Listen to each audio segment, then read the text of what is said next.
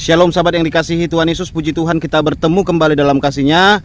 Ya, salam kasih, salam pemberitaan kabar baik dari pedalaman sahabat yang terkasih ya. Nah, hari ini saya mendapatkan kabar gembira di mana saya melihat di beberapa media Donald Trump terpilih menjadi presiden Amerika. Nah, saya melihat ada di sebuah video. Di dalam video ini cukup mengagetkan dan cukup memberkati, di mana Donald Trump dengan tim kemenangannya memuji Tuhan, memuliakan Tuhan karena sudah diberikan kemenangan. Haleluya, kita tonton dulu videonya sahabat ya.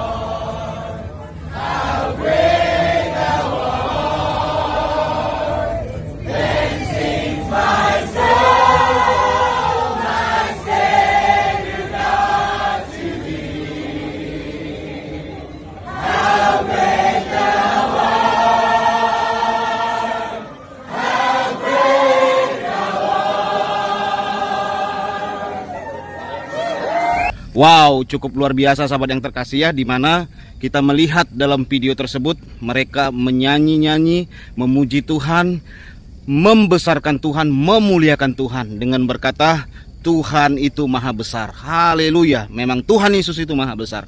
Sahabat yang terkasih, kenapa saya sangat senang? Karena saya melihat ada di dalam sebuah video ya, dimana saingannya berkata bahwa kalau dia menang dia akan melegalkan aborsi dan melegalkan LGBT. Cukup miris ya, saingan Donald Trump mengatakan begitu. Tapi puji Tuhan, Tuhan berpihak kepada Amerika, memberikan seorang pemimpin yang takut akan Tuhan. Yuk kita tonton dulu video ini sahabat. Gallup memperkirakan bahwa sedikit di atas 7% warga Amerika dewasa adalah lesbian, gay, biseksual, transgender atau mempertanyakan seksualitas mereka yang dikenal juga sebagai LGBTQ. Sarah Kate Ellis adalah presiden dan CEO dari GLAAD, sebuah organisasi advokasi LGBTQ. It is quite a relief to have an administration that understands. Cukup melegakan memiliki sebuah pemerintahan yang memahami siapa kami dan menghargai kami sebagai warga negara Amerika. Juga dalam masa pemerintahannya kali ini, Presiden Joe Biden menandatangani Undang-Undang Penghormatan untuk Pernikahan yang memberikan hak dan tunjangan di tingkat federal bagi pasangan sesama jenis. Ini adalah apa yang dia katakan pada komunitas LGBTQ dalam sebuah acara di Gedung Putih. You are loved, you are heard, you are Anda dicintai, Anda didengarkan, Anda dimengerti, dan Anda dimiliki. Randy Bravo, seorang pemilih, secara terbuka menyatakan akan mendukung Biden. Sebagai seorang gay, Anda tahu, banyak hak-hak saya bisa berada dalam bahaya jika yang berkuasa adalah partai lain. Jadi sebagian dari alasan mengapa saya mendukung Biden di periode saat ini adalah karena sikap pembelaannya. Mantan Presiden Donald Trump adalah presiden pertama yang menunjuk seorang pejabat kabinet yang secara terbuka menyatakan gay, namun dia secara keseluruhan mengambil sikap yang lebih konservatif. Dia sebelumnya mengatakan Tuhan menciptakan dua jenis kelamin, laki-laki dan perempuan. Trump mengatakan kelompok LGBTQ mengubah-ubah kata ganti terkait dengan jenis kelamin. What is with pronouns? If you really study it, ada apa dengan kata-kata ganti itu? Jika Anda benar-benar mempelajarinya dan memperhatikan itu, ini tidak benar, ini tidak benar. Saya akan melindungi apa yang digariskan Tuhan. Ini adalah narasi yang didukung oleh para pemilihnya. Salah satunya adalah Thomas Isbell yang menghadiri kampanye Trump di Ohio. The Republican sidelines more so with Pihak Partai Republik lebih selaras dengan apa yang disampaikan oleh memakai Injil dalam kaitan dengan penghapusan aborsi dalam hal menyisihkan kelompok LGBTQ.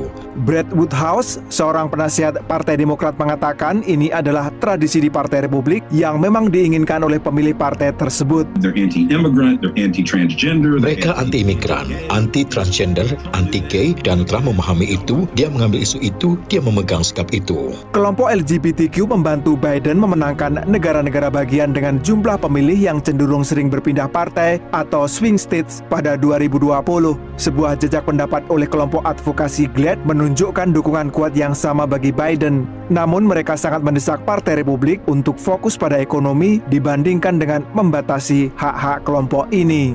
Tim VOA melaporkan. Akses ke aborsi adalah salah satu topik utama dalam pemilihan Presiden Amerika tahun ini. Tim kampanye Kamala Harris mengandalkan dukungan mereka terhadap hak-hak aborsi akan mendorong pemilih untuk datang ke tempat-tempat pemungutan suara pada November. Sementara itu, Donald Trump dan Partai Republik telah melunakkan sikap terbuka anti-aborsi mereka. Hak-hak reproduksi perempuan di Amerika seringkali menjadi pusat perhatian dalam acara kampanye wakil presiden dan calon presiden dari Partai Demokrat Kamala Harris. We who believe in reproductive freedom will stop Donald Trump's extreme abortion bans. Kami yang percaya pada kebebasan reproduksi akan menghentikan larangan aborsi ekstrim yang dilakukan Donald Trump. Karena kami percaya perempuan dapat mengambil keputusan mengenai tubuh mereka sendiri dan tidak membiarkan pemerintah menentukan apa yang harus mereka lakukan. Mantan Presiden Donald Trump memuji keputusan Mahkamah Agung pada 2022 yang membatalkan perlindungan federal terhadap akses aborsi.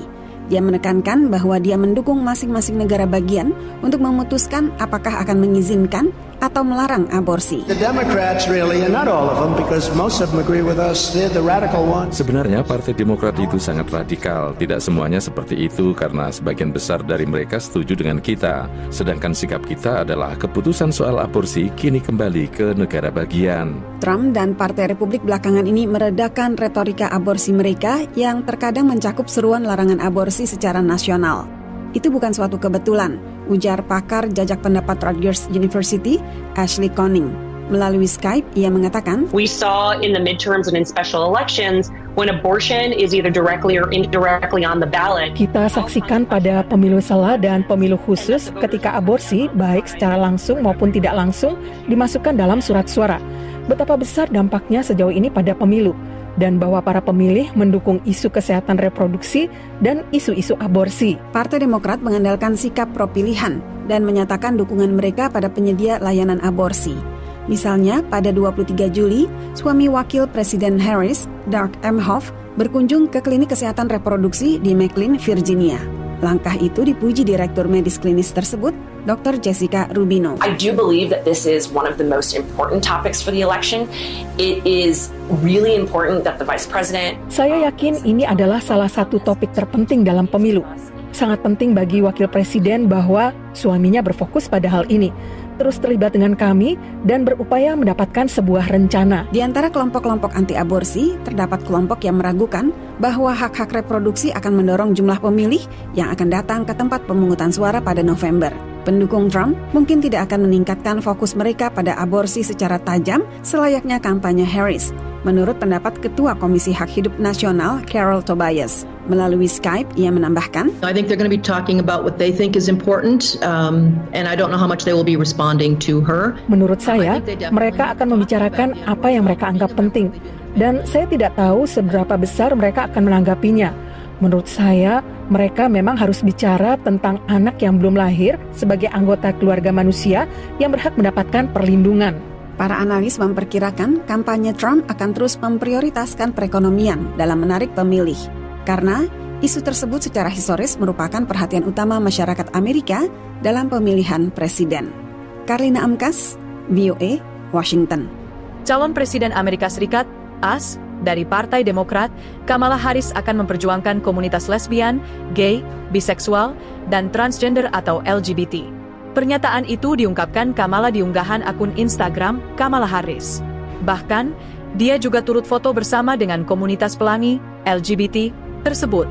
Kamala juga turut memberikan caption pada unggahannya itu bahwa dia akan memperjuangkan hak komunitas LGBT.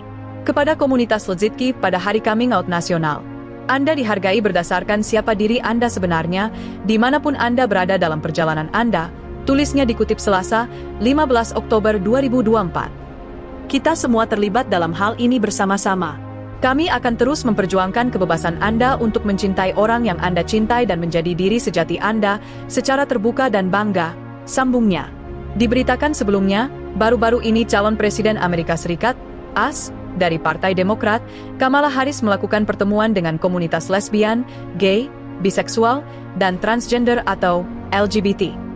Bahkan, Kamala Harris mengunggah foto bersama komunitas LGBT di akun Instagram. Terlihat dia begitu sumringah saat bersama komunitas bendera pelangi itu. Dalam unggahannya, Kamala menyinggung soal saling menghargai satu sama lain warga Amerika Serikat. Luar biasa ya sahabat yang terkasih ya. Nah itulah beberapa cuplikan video yang bisa saya sampaikan hari ini. Kiranya Tuhan Yesus memberkati kita selalu. Salam sehat, terima kasih buat Bapak Ibu Saudara yang mendukung, mendoakan, mensupport pelayanan ini. God bless you.